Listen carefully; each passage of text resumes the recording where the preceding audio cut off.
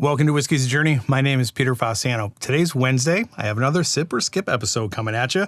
If you're not familiar with this episode, I have all of my whiskeys randomized on my phone. I'm going to spin the wheel. Whatever it selects, I'm going to pull it off the shelf, do a quick review, let you know if I'm going to keep sipping on the bottle until it's gone and replace it because I like it.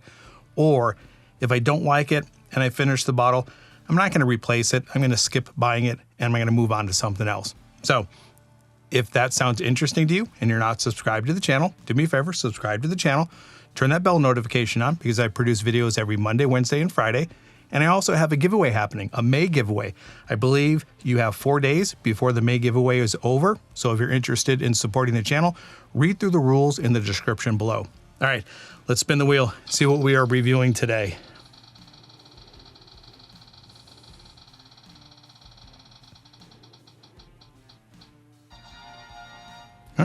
Looks like we're doing Lagavulin 16.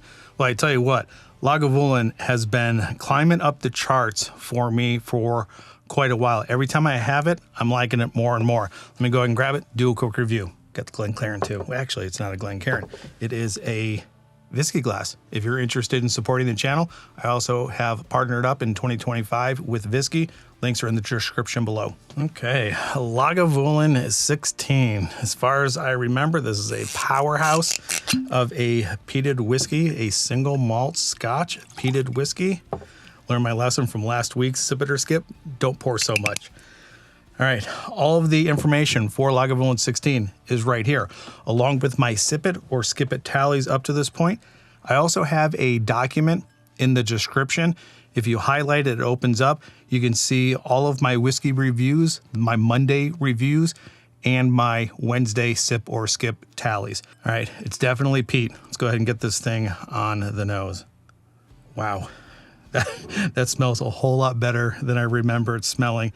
And like I had mentioned before, I'm really starting to like the Lagavulin flavor profile. It's sweet. Right now, it does not come across as a whole lot of peat.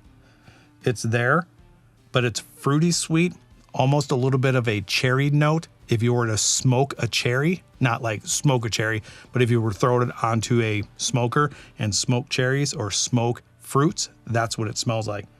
A dark fruit, not a light fruit. I typically get peaches, grilled peaches and grilled pineapple.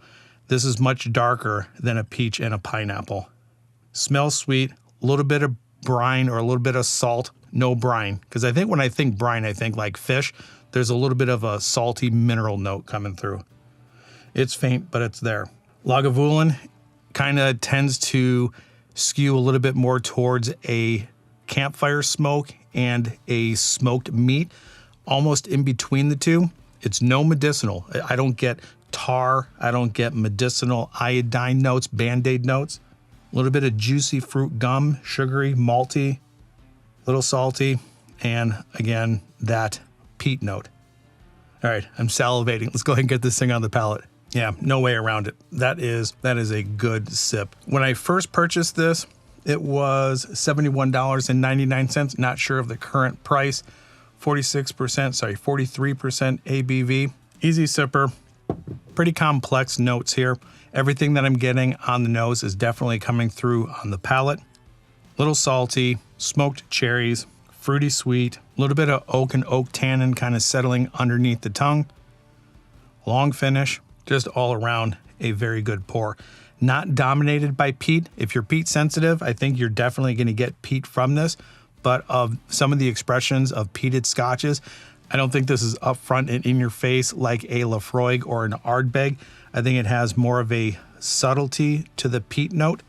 The peat is there, no mistake about it. I think the name or the descriptor here is subtlety. All right, that first sip was really good. Let's get that second sip, concentrate a little bit more on the notes, and then let you know if this is a sip or a skip. Second sip, everybody. Second sip, a little bit woody, a little bit peppery. The sweet malty note is still there. A grilled cherry, oak and oak tannin settling underneath the tongue. Barrel char, campfire smoke, almost to the point of smoked meat. Yeah, I like this quite a bit. I think this one's going to be a pretty quick one. So based on all of the glowing attributes that I have mentioned to this point, this is definitely going to be a sip for me. I've mentioned it before earlier on. The more I have Lagavulin, the more the flavor profile is starting to appeal to me more and more. I don't think it's up there with an Ardbeg or an Octomore, but it's growing in the ranks along with the flavor profile of a Talisker as well. Those two, the Lagavulin and the Talisker, are definitely moving up along with Kilchoman from last week. Definitely like what they're doing over there at Kilchoman. Since everybody has a preference, not everybody, but a lot of people have strong preferences on their peated scotches. I know I've done this before, but do me a favor, if you're new to the channel and you haven't contributed to the comments, give me a top 5 list of your go-to peated scotches. If there is a peated whiskey out there that you like more than a peated scotch, also leave that in the comments as well. All right, I think over the last couple of months, the sips are starting to catch up with my skips. Let me know where you're at with Lagavulin 16, and that's where I'm going to leave it. So wherever you are at in your journey, I hope you're enjoying it, and we'll talk to everybody later. Bye.